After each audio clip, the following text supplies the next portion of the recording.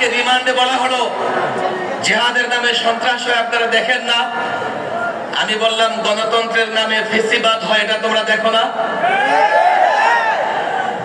গণতন্ত্রের নামে কেউ যদি ফেসিবাদ কায়েম করে তোমরা তো গণতন্ত্রকে দোষারোপ করো না।